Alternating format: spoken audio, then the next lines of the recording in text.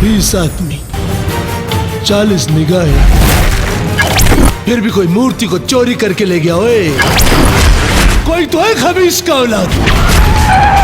एक कन्हैया के सुदर्शन चक्र और एक कन्हैया के कदम जब एक बार आगे बढ़ जाला पीछे ना आवेला। आहा, मन प्रसन्न भवा।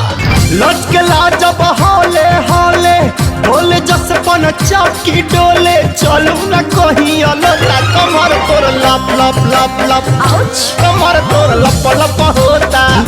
खाकी के इबादत और पब्लिक के हिफाजत इंस्पेक्टर तेज प्रताप के पहला कर्तव्य है। हम तो अपन प्यार के सबूत दे देनी, अब तू अपन प्यार के सबूत दा। I love you. कैसे मान रानी हमसे करेलू तो प्यार हो, करेलू तो प्यार हो, करेलू इंतजार हो, रहेलू बेकरार हो। सिकड़ी कला कट में फोटो बात हार हो। रे इलंठाई गुंडाई तक तो ठीक बा, लेकिन छिनरई यूपी बिहार के लोगन के शोभा न दे।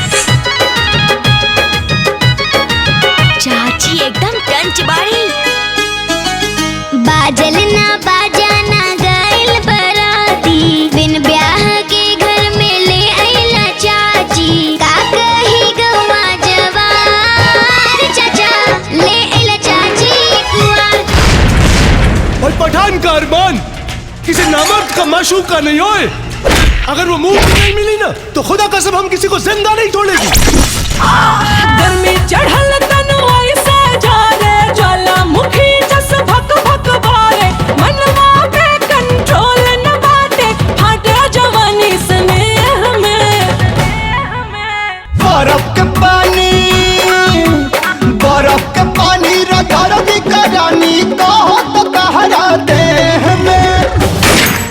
ओए, अब सब्र नहीं बचा इंतजार के लिए, मुद्दत तो तड़पा हो इस बुत के दीदार के लिए। ऐ सुअर के औलाद, इस मूर्ति को ले जाना तो दूर, छू कर दिखा। इतना बार मारूंगा कि कब्र तक तुझे इस हिंदुस्तानी का जलवा याद रहेगा।